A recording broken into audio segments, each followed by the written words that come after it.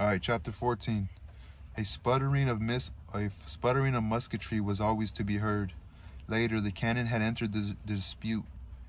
In the fog-filled air, their voices made a thudding sound. The reverberations were continual. This part of the world led a strange, battleful existence. The youth's regiment was marched to relieve a command that had lain long in some damp trenches.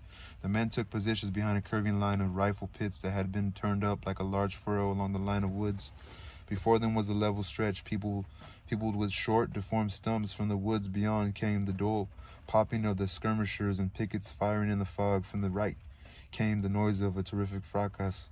The men cuddled behind the small embankment and sat in easy attitudes awaiting their turn. Many had their backs to the firing. The youth's friend lay down, buried his face in his arms, and almost instantly it seemed he was in a deep sleep.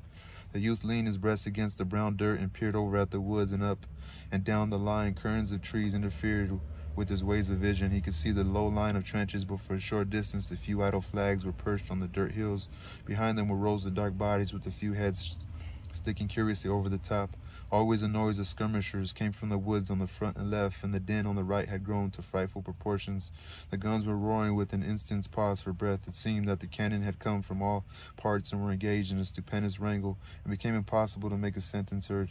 The youth wished to launch a joke, a quotation from newspapers. He desired to say, "All quiet on the Rappahannock," but the guns refused to permit even a comment upon their uproar. He never successfully concluded the sentence, but at last the guns stopped, and among the men in the rifle pits rumors again flew like birds, but they were now for the most part black creatures who flapped their wings drearily near to the ground and refused to rise on any wings of hope.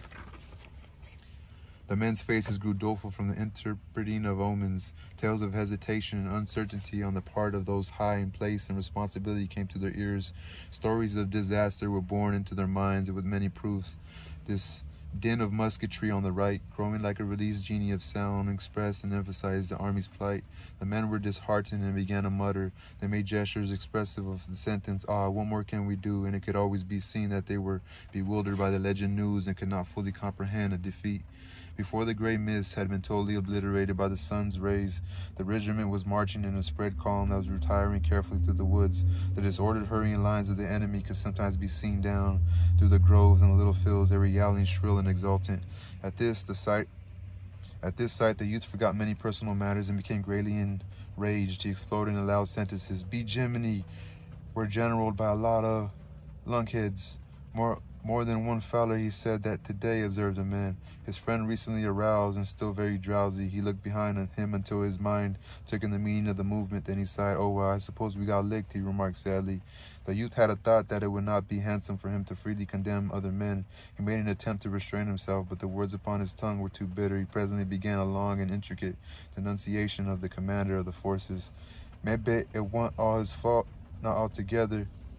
He did the best he knowed. It's our luck to get licked often," said his friend in a weary tone. He was trudging along with the stooped shoulders and shifting eyes like a man who has been caned and kicked. "Well, don't we fight like the devil? Don't we all do that, men can?"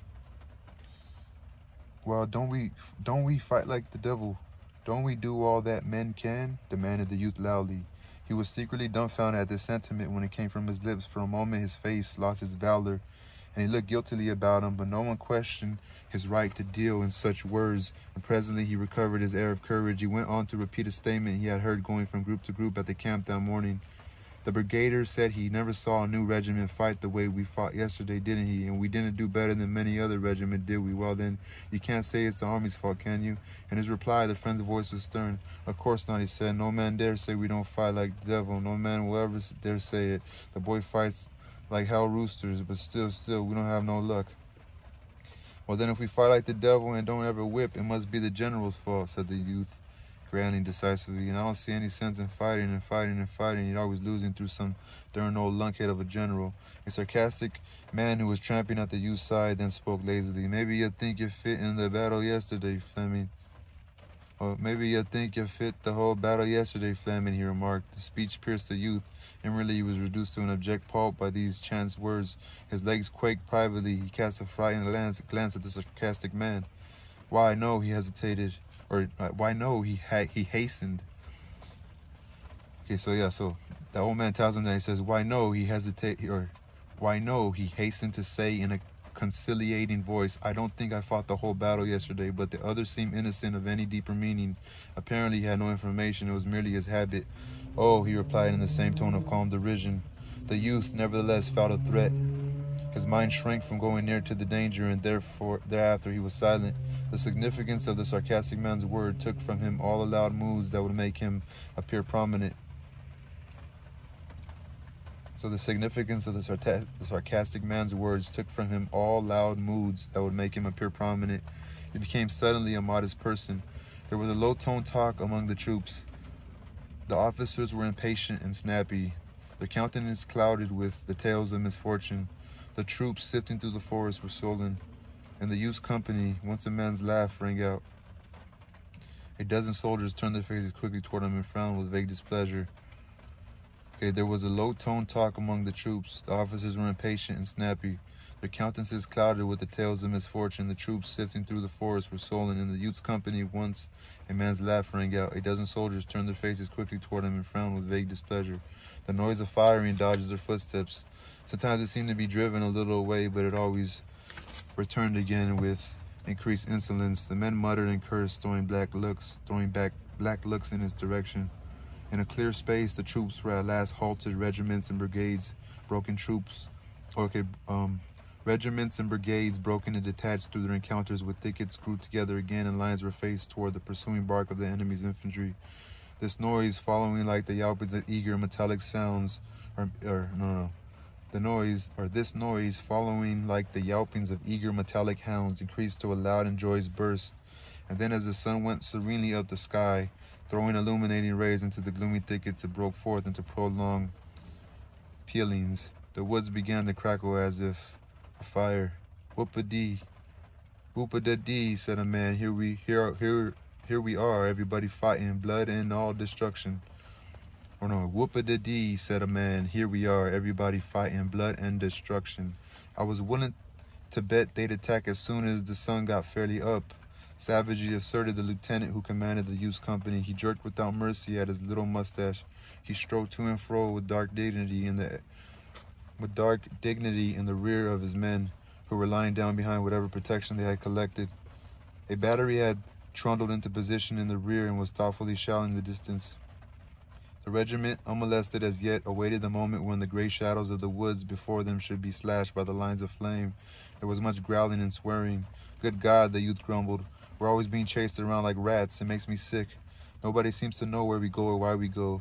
We just get fired around from pillar to post and get licked here and get licked there, and nobody knows what it's done for. It makes a man feel like a damn kitten in a bag. Now I'd like to know what the eternal thunders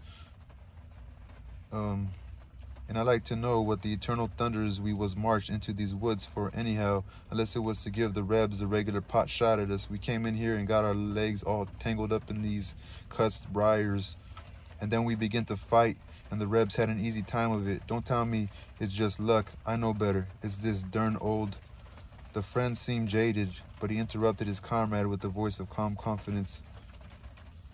"It'll turn out all right in the end," he said. "Oh, the devil it will. You always talk like a dog-hanged parson. Don't tell me. I know."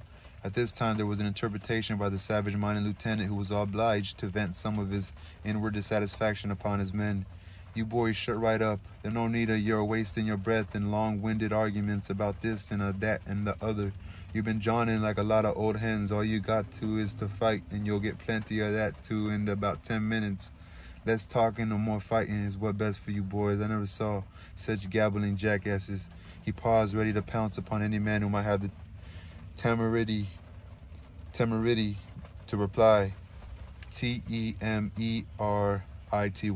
No words being said, he resumed his dignified pacing.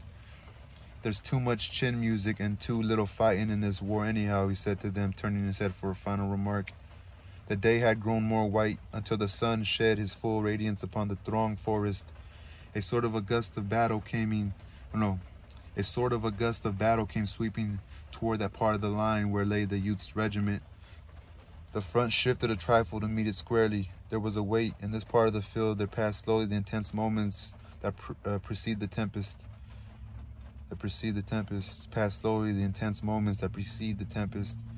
A single rifle flashed in a thicket before the regiment. In an instant, it was joined by many others. It was a mighty song of clashes and crashes that went sweeping through the woods. The guns in the rear, aroused and enraged by shells that had been thrown bird-like at them, suddenly involved themselves in a hideous altercation with another band of guns. The battle roar settled to a rolling thunder, which was a single long explosion. In the regiment, there was a peculiar kind of hesitation denoted in the attitudes of men. The attitudes of the men. In the regiment, there was a peculiar kind of hesitation denoted in the attitudes of the men. They were worn, exhausted, having slept but little and labored much. They rolled their eyes toward the advancing battle as they awaited the shock. Some shrank and flinched. They stood as men tied to stakes.